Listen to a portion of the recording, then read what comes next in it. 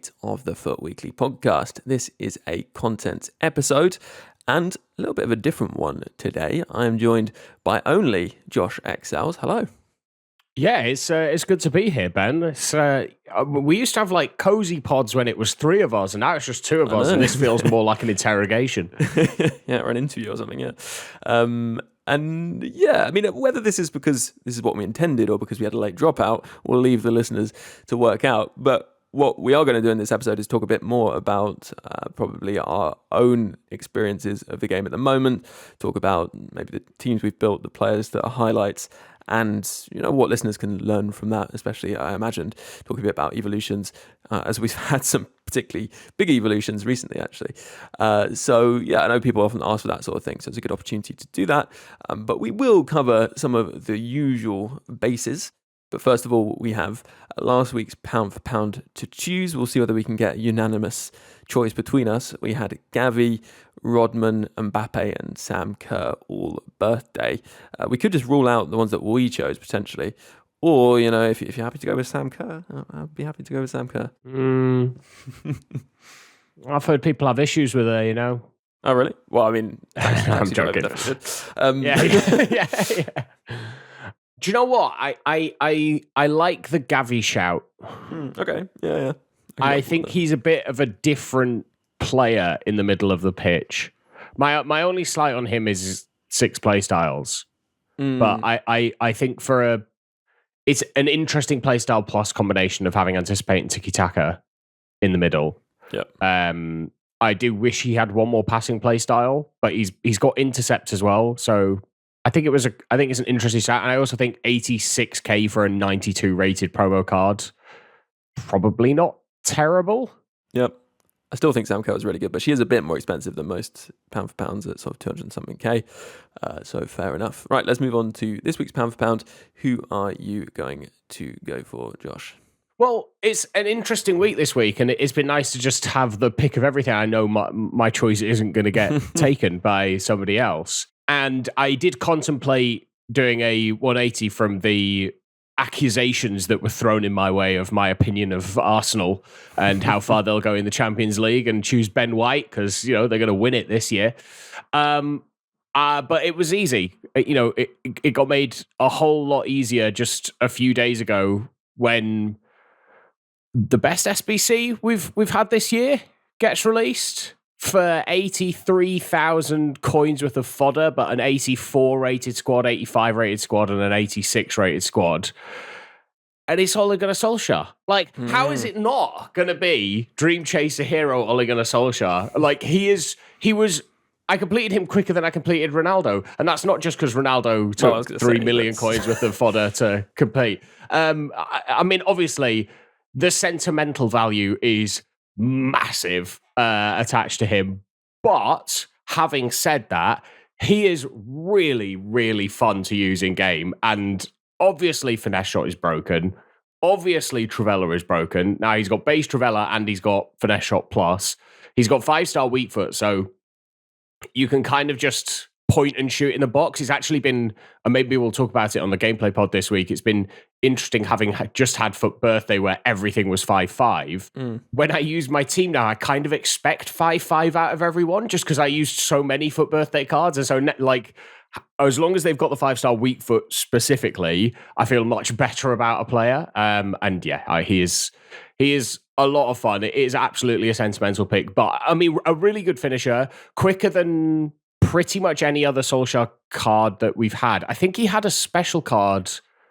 It was like a massive SBC towards the end of the game last year, was it? And I really enjoyed that. This gives me those kinds of vibes. He's got poach ++, and he plays like a poacher, even though I play him on advanced forward ++. He's just in the right spot and like pretty deadly. Press proven as well. Feels like he's one of the first cards this year I've really felt press proven in terms of just left stick dribbling, because he feels really like nimble and agile with the left stick. But yeah. What chemistry style do you have on him, actually? I've been running a hawk, I think. Yeah, that's interesting. He feels good on the ball then, because he only has 88 dribbling, so it probably is the press proven plus kind of compensating for that, right? Yeah. Which makes sense. It's weird that I tend not to look at the dribbling stat in dribbling. I usually have looked at 4 other stats before I get there. Yeah. Like, I look at composure first because I know I can't touch it. Yeah. Then reactions, then probably agility and balance, and then dribbling, and then ball control. I don't know. It's weird. That. I look at ball control relatively early, I think, because it is a bit awkward to boost unless you're going to go with a marksman, and then obviously it's +8. But yeah, there aren't that many chemistry styles that actually boost ball control, weirdly. So actually, talk to me a bit more about Ben White, because that was actually a listener nomination from Mark. So you can take it away. I've liked the feel of, so obviously Nep runs his Arsenal Road to Glories, and whenever we've done co-op or whenever we've played on that account, Ben White has a bit of a feel about him in game, in the same way that certain cards, just because of who they are, you know that they will perform differently in game, and Ben White has a bit of that about him. He's got enough height that he can play centre-back without it being an issue. He's got the Anticipate Plus, which I think is super important. Slide tackle, I don't know. I actually slide tackle a lot more than I think a lot of other people do. And I feel like I get a lot out of it when they've got Slide Tackle Plus. I feel like it allows you to hack people down without getting red cards because they actually like kick the ball. One of those where you go, I got the ball, and the game kind of goes, they did get the ball, but it's still a foul. And so you don't get red cards. He probably, outside of like when I was using Bastoni, I think before Christmas, I can't remember, was it Rule Breakers Bastoni? I can't remember which one it was. It was like a red card design. He's my favorite ball playing defender that I've used, as in the person that I've used playing that role at centre back. I don't know if it's his dribbling, because he's got super high dribbling, but just on the ball, he moves really well.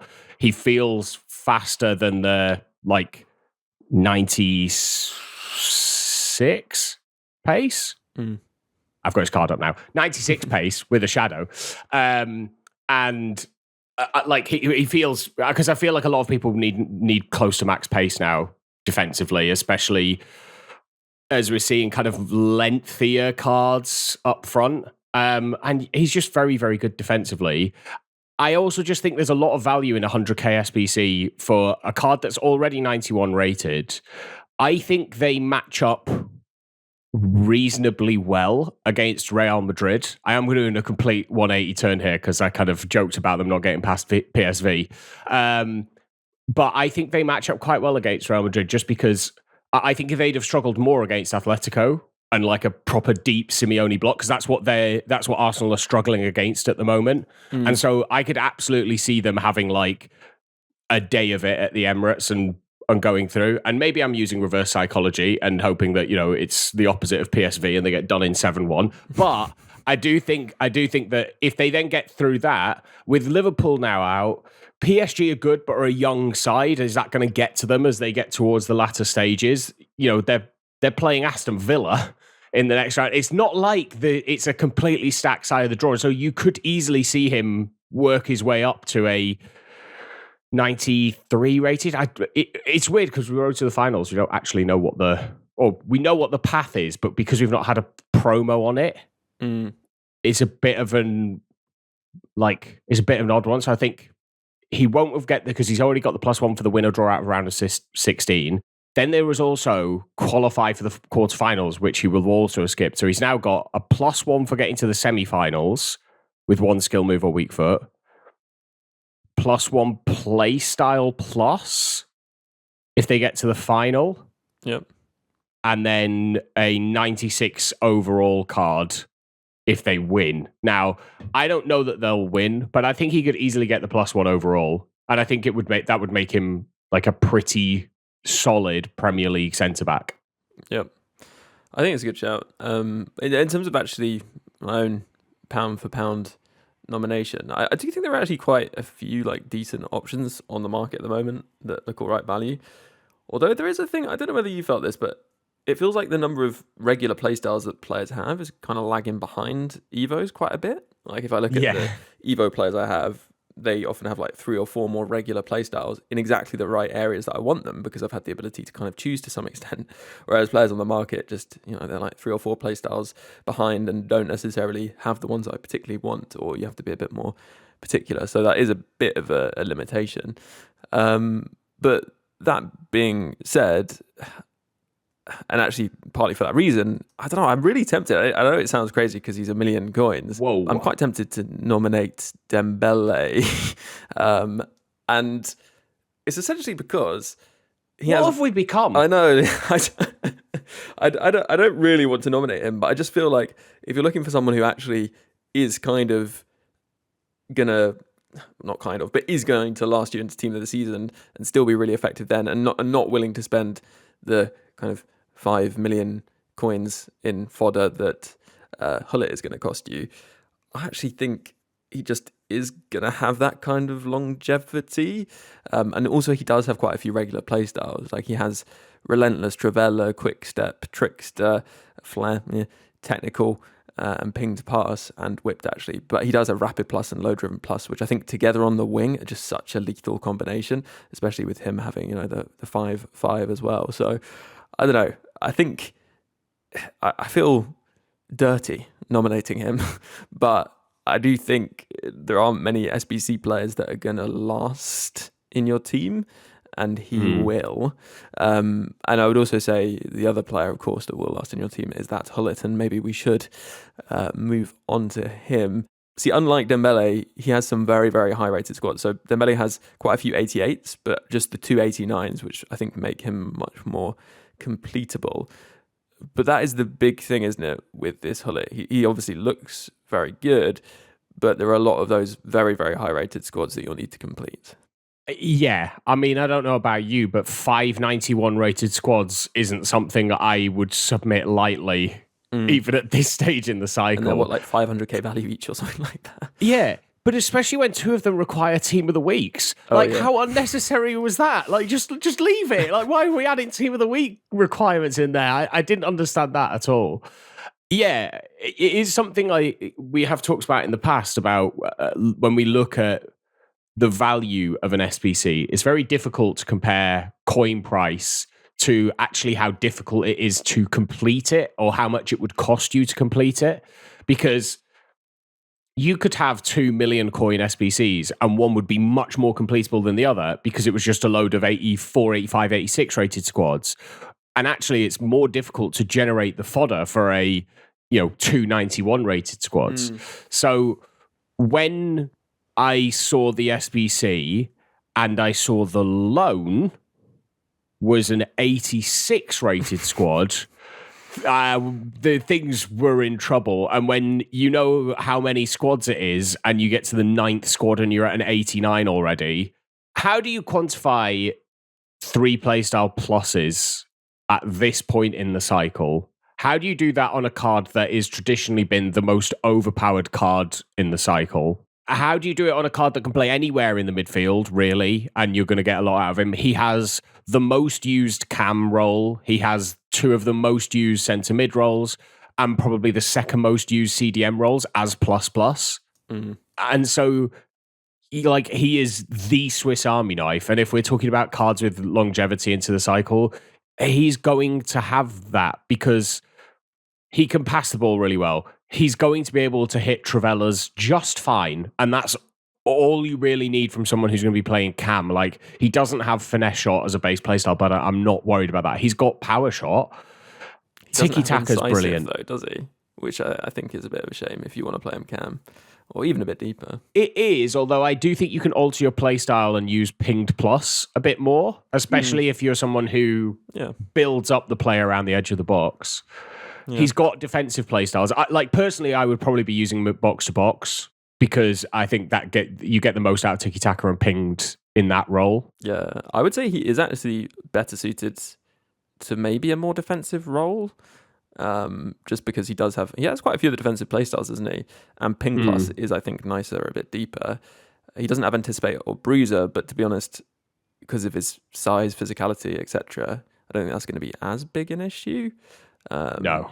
And obviously he's got Intercept Plus, which is huge in midfield. So, yeah, maybe 85 defensive awareness, a little bit of a concern there, maybe. But yeah, I think with Jockey and everything, yeah. That is why, I mean, for me, I'm using the 4-2-2 narrow.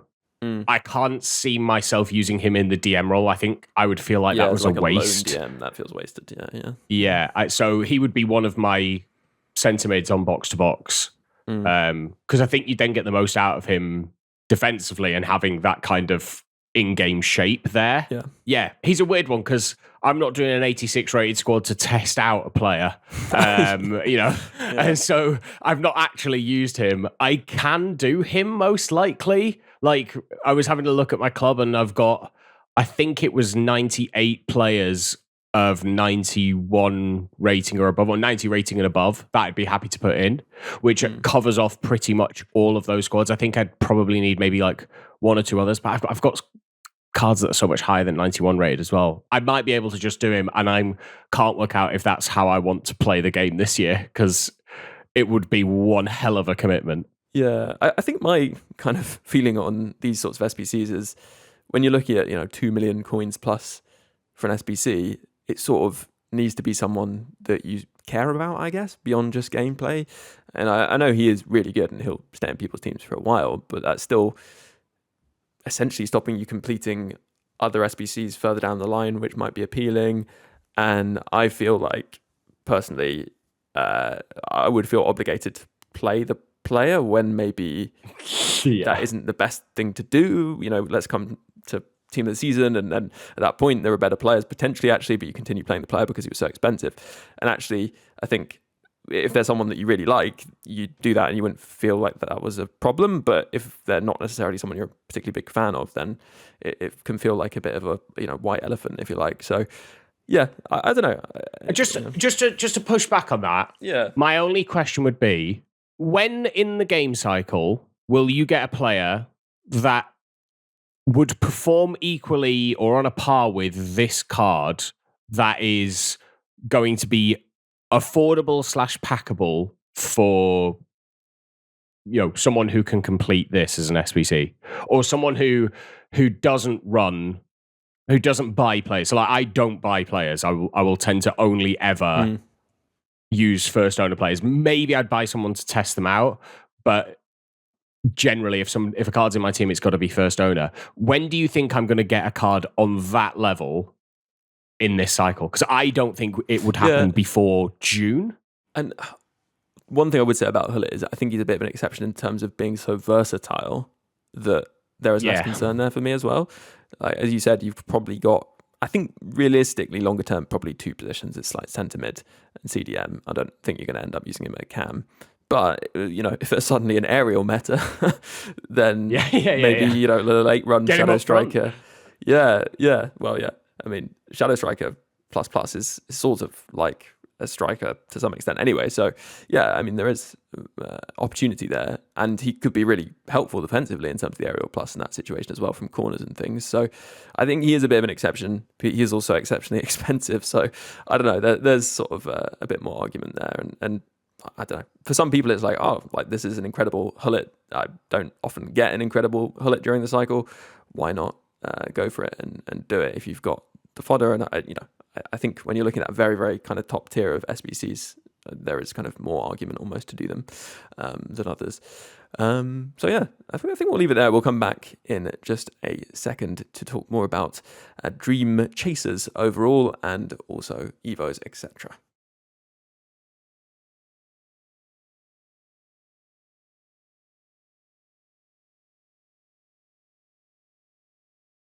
Hello, welcome back after the break. Right, so Josh, we're in the middle of Dreamchasers Team 1, but obviously Team 2 will come at the end of this week based on the graphics EA have put out. Anything that people should note about this? I think the biggest thing is that it's not live, which has been a point of confusion. I got kind of a hot take on this promo, which is that I don't think it should exist. I get that they have the UCL license, and I like the kind of callbacks to people's performances in the UCL, or like in European football. My overriding sense is that it's going to cause more confusion than it is going to. I mean, we already see it, right? If you go to Jude Bellingham's 93 rated card, which was the road to the knockout. So it was a live card, right? You can see a big price spike that happens just about when Real Madrid go through against Atletico Madrid. And we know that it's not going to get upgraded. It was no longer live, so it was live before for him getting to the knockouts. But once in the knockouts, it's not live. And I think we're going to see similar things with these cards, like with the Dreamchasers, because we've not had a Road to the Final promo, which is something I've said that I'm like pretty okay with. Like, I quite like the idea that it's something different from objectives, and it's something they've continued out throughout this week. And here's the extra level of confusion that's added on top. The 𝘭𝘪𝘬𝘦 and 𝘬𝘯𝘰𝗍𝘬 objective cards, and then 𝗵𝗪𝗀𝗀𝘀 and Ben White's SBCs are Road to the Final cards, and so will get upgraded. And so, like, I just think so much of that is going to get lost because it's confusing. Outside of that, I do think this is an interesting promo when looked at through the lens of the 3 playstyle plus discussions we had around Team of the Year, because we kind of said then, I think, that we felt like it was quite early for 3 playstyle pluses. How soon are we going to get 3 playstyle pluses again? And the answer is, well, 2 months. Mm-hmm. And that's quite a long time if you think about it. And I do think the cycle potentially has moved along from Team of the Year. I don't think many of these cards will push a Team of the Year card out of your squad, but I also don't think I see people kind of falling over themselves to buy a Team of the Year card because they've got 3 playstyle pluses. So maybe now is the right time. But it's interesting that they've gone the opposite way here, with icons and heroes being the cards that get 3 playstyle pluses, compared to Team of the Year, where it was the players themselves who got 3 playstyle pluses and the icons only got 2. So the player selection, I have issues with personally. I don't know how many UCL cards Harry Kane needs to get before he wins one, but I'm not sure he needed a second this year.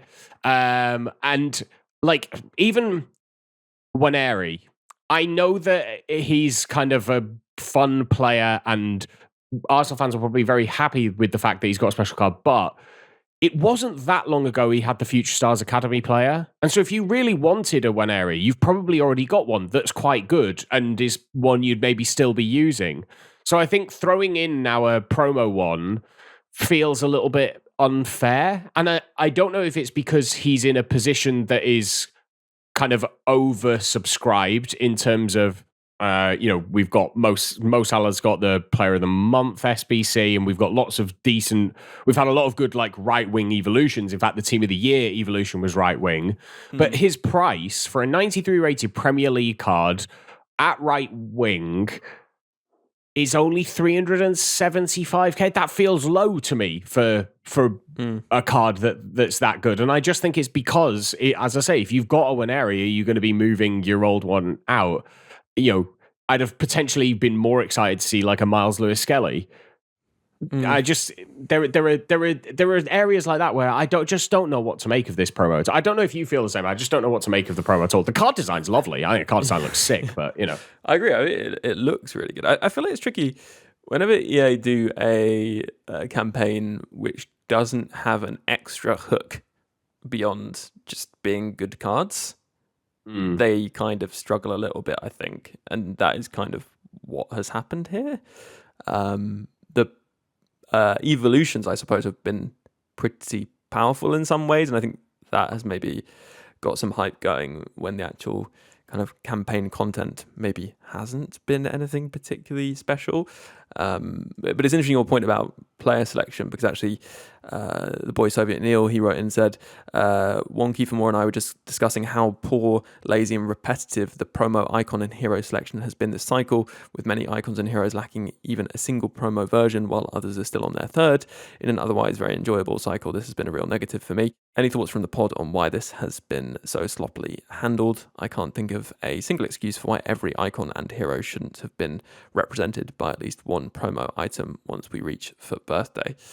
I kind of get the point there. I think it would be nice to see more diversity, but then I guess EA's priority for campaign items in packs is, are they going to sell packs? Yeah, and when you say you can't think of one reason, maybe the caveat is like a good reason, because there is a reason, and it's money, and it could be money on both sides of the fence. Players not selling packs because they're not, players that would sell packs in a like Ultimate Team game mode, but also we don't know what the licensing agreements are. Maybe some of the licensing agreements don't allow them to create secondary players or have a limit on the number of secondary players they can create for them. And whilst I like completely echo the frustration that we are beginning to get a couple of repeat icons as special cards, I do also think that you need to have one or two big ticket icons in there, and that if you make the big ticket icons the lower tier of icons, let's say, I don't know that feels right either. In terms of in this promo, it's for Foot Birthday, it's completely open season. And so I would agree with Foot Birthday. I think they could have been a lot more creative there. I think for like Dream Chasers, it has to be someone who's performed well in the Champions League. And it has to be someone for whom the Champions League has a big part of their like career. So yeah, I do get it. I have a slightly opposing view on this, and it's actually to go back to the point you made earlier around evolutions. I think what EA have done right now is probably every icon under the rating of 89 has been eligible for an evolution. And so if you want a special version of those cards, you can get it. And I completely understand that you may not want to buy an icon for X number of coins and then make them untradeable through an Evo. But I do think that they've done a pretty good job of making it so that, if you get a base icon, when we had base icons in picks up until February, if you got one that went into an Evo, it actually wasn't the end of the world. And so I'm kind of have some sympathy in that sense, but the way that they handle promo icons has always been a bit odd. I do think they err probably too heavily on the side of like having 2 or 3 big ticket icons and then 2 or 3 of the lower range of icons, when really it should be, it should be more heavily weighted to the lower rated ones, and even give some of those lower rated ones bigger boosts, like do everything you can to make them usable. Again, I'm going to counter my own point here. Gary Lineker's Foot Birthday card is like superb, genuinely a fantastic striker. I'm annoyed with myself. I didn't put him for pound because I really do think in terms of like your value for coins for someone who gives icon chemistry, fast, has the low driven, so you can like practice the low driven shot playstyle because it is really, really good, and he is fantastic with it. Like, he is a great player to use. He's 80k. He's 80k. And so we mentioned him on the pod. He was 60k, said he was really good, and he was 90k over the weekend. So, in terms of pound for pound, he would have been a good one. And I agree, he's really good. But yeah, he's so cheap, which proves the point. And so when you ask, why don't EA do it? Well, they when they do, we don't engage with it. Yeah, and I think on top of your point, you're making the sort of technical point earlier that maybe some icons might have had an agreement with EA that, fine, you can use one version in the game, not multiple. I guess there's also the potential that EA internally need to justify paying as much as they do for certain icons licensing. And so therefore, those that they are spending a lot on, they need to keep including in promos to keep justifying the amount they're paying for those players. But I think it would be nice to see more, but also you're right in terms of evolutions. And they've not been too restrictive in terms of locking icons out of evolutions. I think last cycle they were a lot more careful about it, but they haven't been as careful this cycle. So I guess that's been good to see. Is there anything else you wanted to add sort of on the campaign aside from EVOs that's worth mentioning? I mean, I will say I've just gone through the 6 icon players in the Dream Chaser promo, and all of them have had special cards earlier this cycle. So there is definitely a point to be made. I wonder how we'll feel about these cards in 2 weeks' time, or 2 weeks after the end of this promo, when we begin whatever the promo is after the next one. we're going to be really close to team of the season, I would be very nervous about having a lot of coins invested in any of these cards, personally. Especially if we see 3 playstyle pluses become more common, which we will, for sure.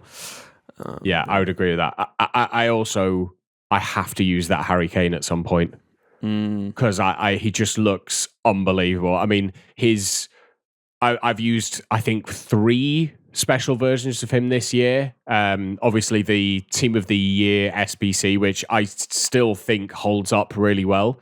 His Road to the Knockout, which also had Finesse Shot Plus, and he's such a good card in game. He's so good for that kind of card that you're not expecting him to be that good. I'd be interested to see how it works without First Touch Plus, because it's a big help on his 94 rated, allows him to push it out and get those finesses off. But his low drivens, I imagine, are a joke, because he has 99 finishing, 99 shot power. Like, you can put an engine on him if you don't mind losing the controlled 𝘬𝘬𝘦. That is a ridiculous card. Yeah. He might be one I have to. I might actually spend coins just to give him a go at some point. Yeah, another player I spotted that I quite like the look of is 𝘬𝘃𝗲𝗏. 190k for him. I mean, again, it's this thing of them not having too many playstyles, but he's so fast, 93 pace for a CDM CB right back. Unlikely to play him at CB because he's got the 𝘃𝗲𝗏 plus, but he does have Anticipate plus, and I think that combination in defensive midfield is really, really nice. It's a bit of a shame he has Holding plus plus, but no Deep Lying Playmaker plus plus, which is my kind of preferred CDM role. But he does have Centre Half plus plus, and we'll talk about actually on the gameplay pod, the supporter episode this week, why that might be useful in some situations. But I think apart from that, we're probably ready to move on. I want to talk about EVOs, but also a bit about what our teams are looking like and things like that. So we'll go pour ourselves a bowl of ice water and dunk our faces into it, and we'll be back after the break. Hello, and in this break, a quick reminder that the pod is made possible by supporters. The pod didn't used to be weekly. Yes, Foot Weekly wasn't actually weekly for a time. And then someone suggested setting up the Patreon. And since then, the pod has been weekly. And in fact, it's been twice weekly because there is that supporter episode every single week. So if you'd like to catch that episode and keep the podcast going, it's just £3 a month to do so. And you get loads in return. And there are perks higher than that, including access to the Discord too. So if you're interested and would like to support the podcast, then head over and search Support Foot Weekly. Go to Patreon, and it's very easy to sign up. If you are a supporter keeping the podcast going, then a huge thank you for doing so. And if you do consider supporting, a huge thank you too. Right, let's jump back into the pod.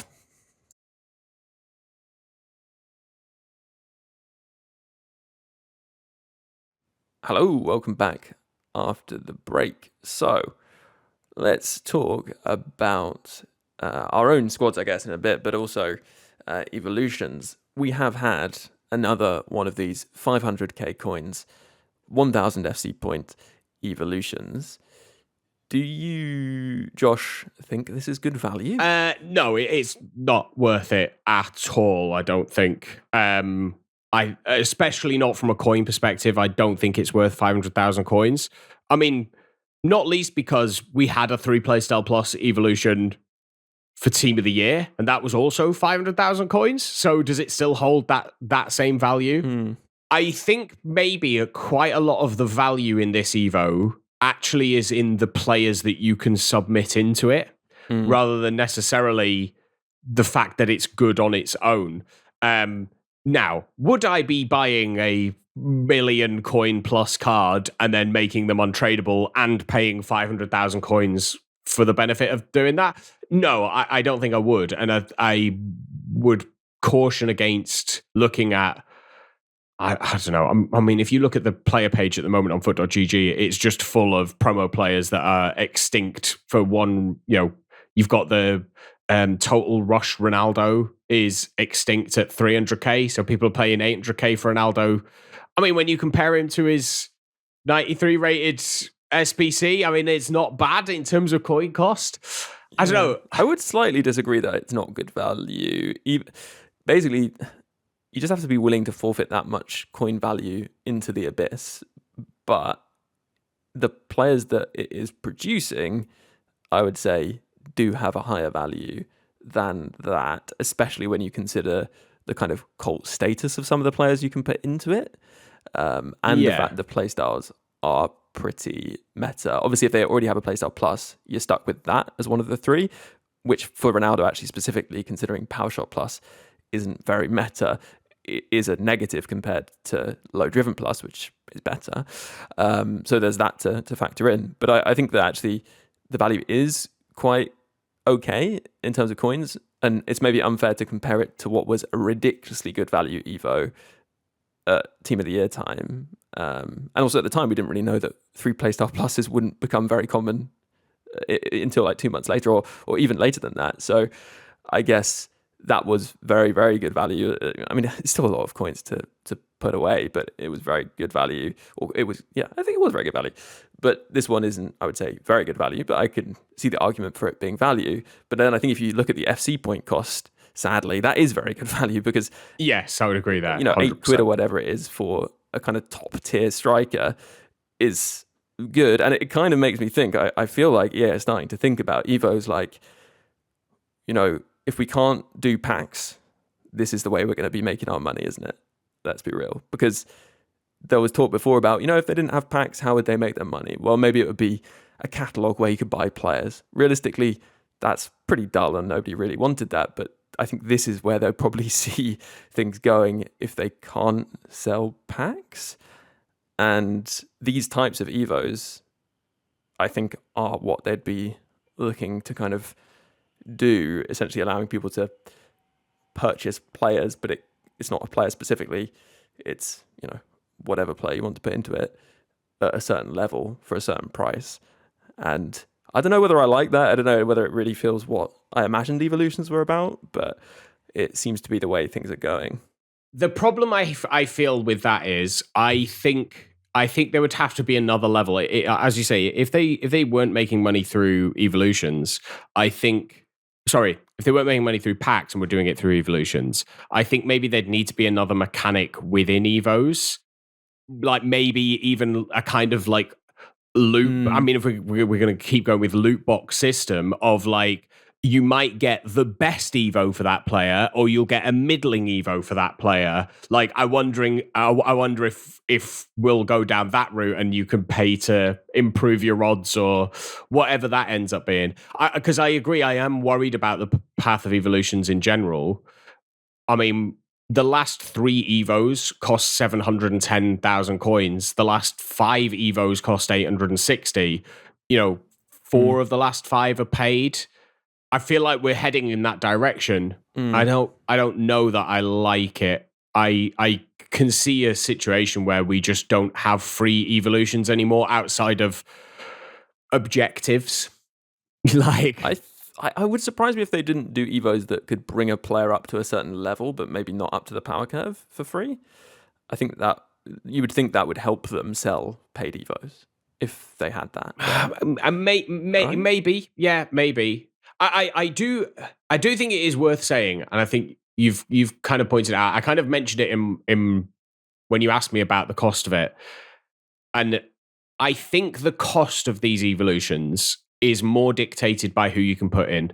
I'm beginning to feel that more and more. Like, even if you look at like Clinical Finisher, which I think standalone probably isn't an amazing evolution, but if you look at the players you can put into it, base Eto'o goes into it. The 89 𝗵𝘀 goes into it. Although, again, if you're putting a 1.5 million coin player into an Evo, if they're not untradeable already, I'm not quite sure what's going on. 𝘭𝘪𝑬𝘠 is extinct at the moment at 42k. I'm pretty sure he was a pound for pound for me a long time ago. So, we get vindicated in the end. But, I don't know. I don't mind it as an evolution. I will be doing it. I don't think that it's spectacular value for coins in terms of longevity. I don't think you will see. I mean, maybe you will. Maybe I'll be wrong. I just think 3 playstyle pluses will stop being special within 5 weeks, 6 weeks. That's true, But I would say they are maybe the optimal striker playstyle pluses at the moment.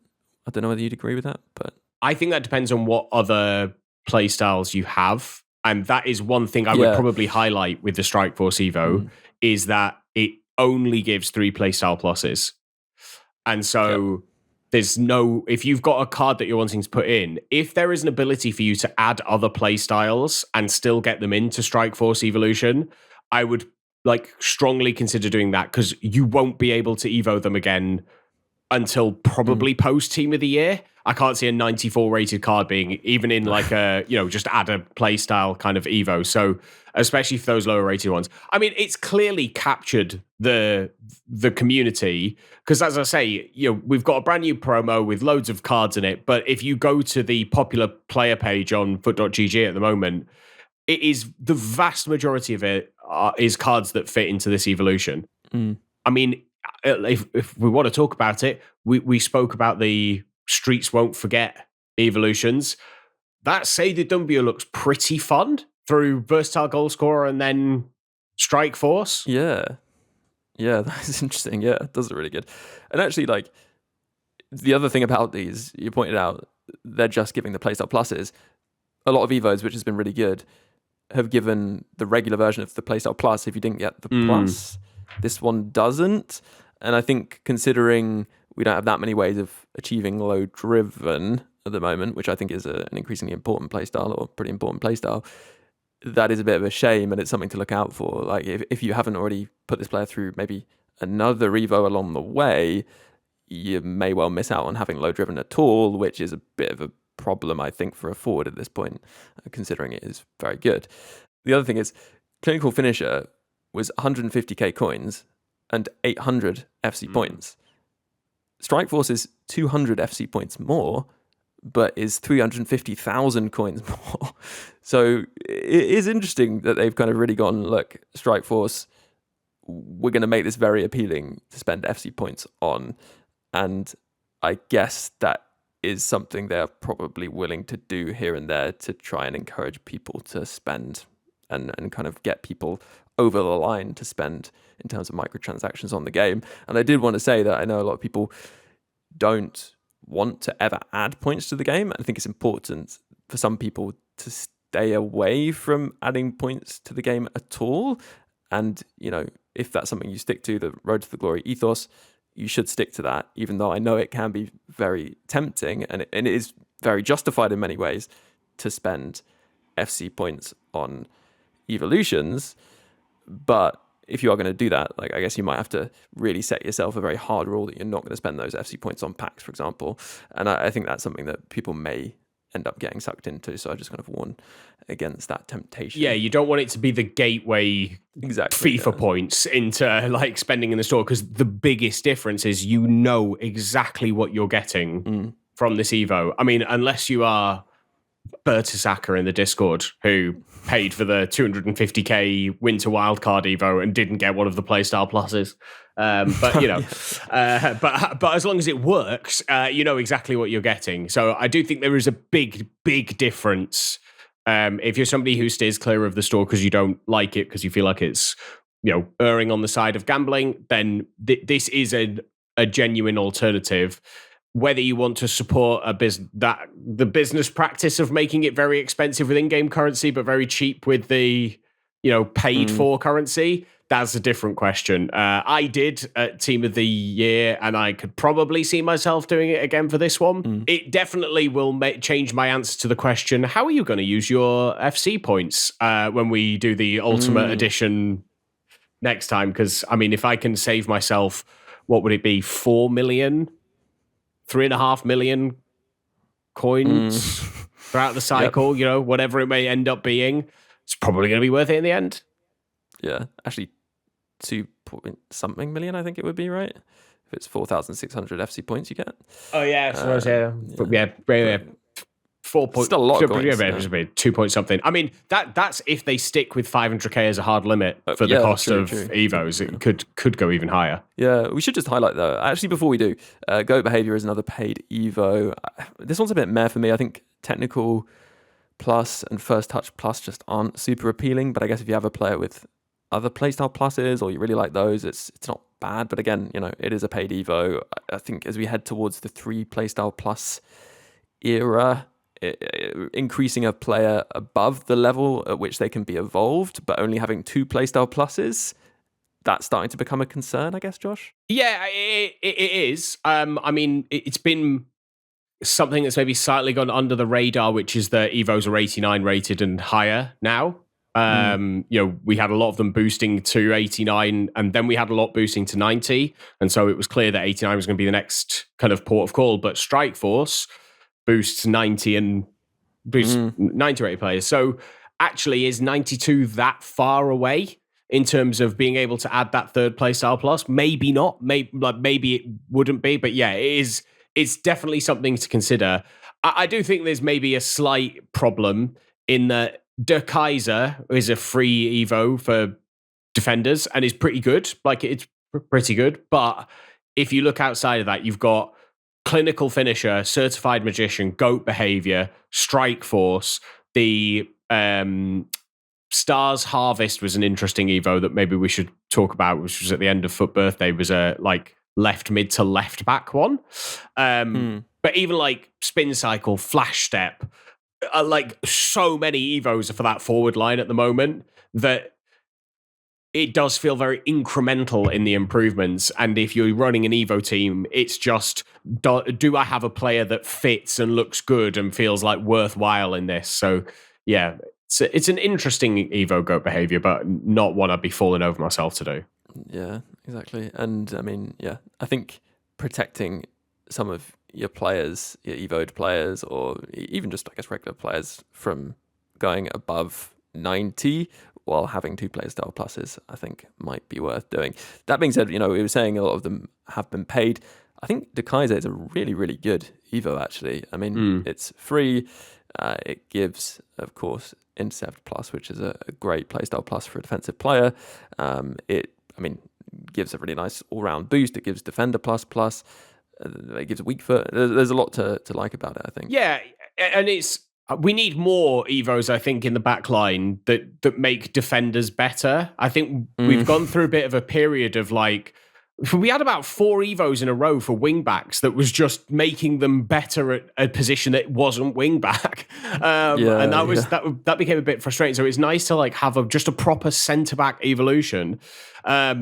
With decent limits, I think 94 as a max pace is fine, and 98 as a physicality. Obviously, I think that was in reference to, was it for Birthday Cup friendly Evo that you could boost the physicality up quite high. Yeah, with Bruiser Plus, yeah. Yeah, and so I like it. I think the boosts in it are solid.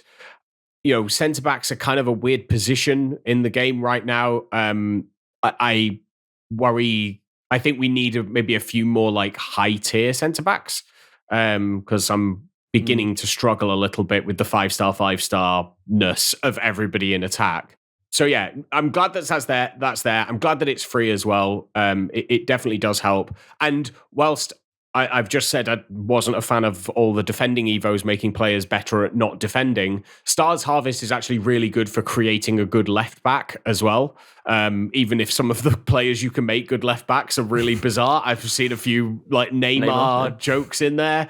But that's quite an interesting one, especially if you're somebody who's running a fairly large Evo squad or an Evo team, because it can really open a player up to a new position. And I kind of hope we'll encourage people to use their wingbacks in attack a bit more, because the only role I think it gives them at left back is attacking wingback plus.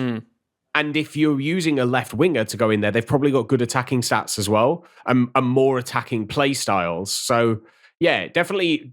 That's been probably one of the more interesting ones. And 25k, I'm happy to pay 25k for an Evo. I think once it starts getting into 6 figures and higher, that's when it starts feeling like, can we leave it out? Spin Cycle, 7.5k, brilliant. Maybe that was a typo and it should have been 75, but Yeah, actually, let's talk a little bit more about Evos, because we've got a bit more time, but actually not enough time really to go into talking about our own Ultimate Team experiences at the moment and about our teams and things.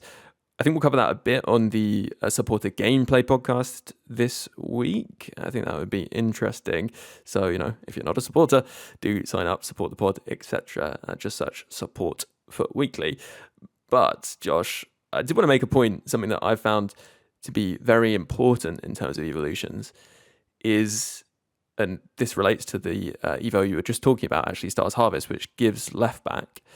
I think using the Evos that have extra positions or give positions is really important to being able to evolve that player more, because obviously it opens them up to more Evos. But also, I don't know, it feels like sometimes EA, in terms of their power curve management, aren't necessarily thinking about how that player being in another position may affect that player's ability to be very good. I would maybe temper that slightly, though. Because I do agree that giving them other positions helps to an extent. There is quite a lot of Evos with max alternative positions as 2. Well, yeah, that's true, actually. Maybe I'm saying consider that up until the point at which you'd get your 4th position. I mean, it's kind of a bit intangible, isn't it? It's difficult to know how much of an effect having like crazy dribbling stats would be left back, for example, if we're talking about that left wing to left back Evo. And I do think there are so many paths with evolutions that it is impossible for EA to really know where everything fits. Just because they are absolutely considering active evolutions in terms of their power curve management. You can tell.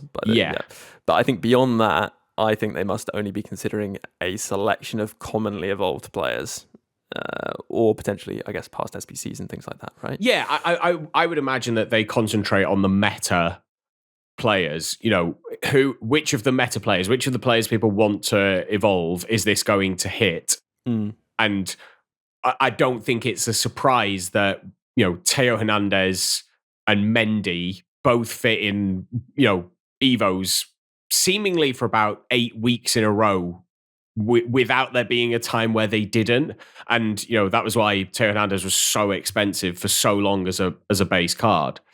I think it's something that we'll potentially see more of in terms of it's interesting. If we go back to our chat about the promo teams and about icons, for example, and team selection, when they show you the team, it's the marquee players at the top that draw the eye. You want to see those best players. That's who sells the packs. That's who people get excited for.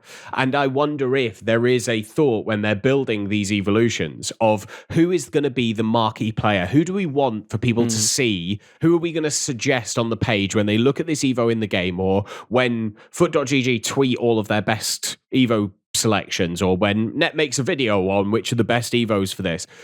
That has got to come into their thinking, especially if they're moving towards the how do we get people to pay for evolutions. If that is the thought, then you have to build an Evo with marquee players involved. It probably does bring us back to a conversation I think we had on a supporter episode last week of if you're doing evolutions and using meta players, you're far more at the mercy of EA when it comes to then promo selection, or even just Evos coming out that make that meta player you've got better, but you now can't put them in because they've got a different position, or too many positions, or too many playstyle pluses, or whatever it ends up being. Before we move on from Evos, before we finish, I do have one thing I'd like to say on evolutions. Can we remove the max playstyle plus of 2 from Evos? Because not as in what they get at the end. I'm happy for them to only have 2 at the end of an Evo. But on the Crappers account I run with Neb, we put Park Hyung-woo in. He's 77 rated. He's really bad. And we spent 500,000 coins. And we haven't been able to put him into many Evos because max playstyle plus is 2 on all of them. And it feels like something they added in and have just forgotten to remove, because I don't understand why it's there. There can't be these millions of players who've got the Team of the Year Evo at less than 89 rated, waiting for another. There can't be that many of them, surely. So why is it still there? I don't there's no other 3 playstyle plus players in the game under 89 rated. So I don't understand why it's there as a max thing. It's really frustrating. And I know it's a specific case, and I know this is like a selfish talking about like your experience in the game, but it's one of those things that's just like, it doesn't need to be there. Just remove it. And once my player gets up above where you think they should be anyway, where you were happy for people to spend 500k to bring them because they went up to 93 rated if they were high enough in the Evo, then they won't go into another. Anyway, yeah. Evos are in a weird place. I actually do think we are beginning to see that next push in the power curve of evolutions that we've spoken about in previous weeks. You start looking at, there's quite a few Evo cards now with 4 face card stats above 90, which is not that common in players in people's teams right now. So I'm curious to see where we go in the next few weeks with Evos. Yeah, it'll be very interesting, and we will certainly be there to talk about it. Always. And any thoughts people have, any questions. Actually, we do end up talking about Evos quite a bit on these podcasts, and I'm always interested to hear what people would like us to be talking about when talking about Evos. We tried to say, this might be something to think about when doing the Evo, but if there are specific things people want to know, even if it's like, I'm going to do this player, what do you think about that, is maybe a good way of talking about what we're thinking about when we're doing Evos. I know people find that quite helpful too. So yeah, send in those thoughts and questions. And yeah, Josh, thank you very much for joining us on this podcast. I say us, me. Yes, yeah, it's been nice. It turns out we can just talk about the game for hours on end and get there. I do want to just before we wrap up, shout out EA for their FC Pro Leagues Live Premier League player selections. I don't know if you've seen this, but they're all getting +2s. Yeah, that was interesting. Kind of caught me out, the fact that you could pick 2 of the players, which is something to look out for, right? Made it obviously much better value. Be interesting to see if they do that again in the future. Right, yeah, thank you very much to all you listeners out there listening in. If you're catching this on the various podcast feeds, then do subscribe there. And if you're catching it on YouTube, do subscribe there too. Do drop a like and a comment. It definitely helps out. And do read all the comments. You could put your pound for pound suggestions in the comments too, and send them in via all the other ways, like the Pod Priority Questions channel if you're a supporter on the gold or icon tier. If you fancy supporting and getting an extra podcast every single week, including that gameplay podcast this week, then you can do so via Patreon. Just search Support for Weekly, and there'll be a link in the description of this podcast. Thank you very much to all you supporters keeping this podcast going, and to those icon patrons: Dave B, Darren W, Hugh J, Rob W, Brent P, Ralph, Josh R, Brian, Michael B, Adam R, 𝘵𝘀𝘃𝗃, Make B, Michael H, Andrew P, Arian B, Rob S, Michael K, Neil P, Jake S, Tom B, Alex M, Alan G, Lee A, Chris G, Mark M, Dom P, Rob P, Roger D, Dan W, Waterman, Also Ran, and 𝗪𝘀𝘀𝘀. Plus a special thanks to Luke M, Dave B, Hugh J, Tom M, Darren W, and Pato Foot for advice and production assistance. Before I leave you, just one more thing to add though. Ultimate Team is a bit like life really. It has its many ups and downs. If you're having a few more downs than ups in real life in these more difficult times, then please don't feel that you're alone or need to struggle on without taking action. If you go to thecalmzone.net, there's loads of resources, advice, support, or even just a friendly chat for anyone who needs it. If it sounds like it could help you, then head over to thecalmzone.net. And for now, have a good one, and I'll catch you on the next podcast.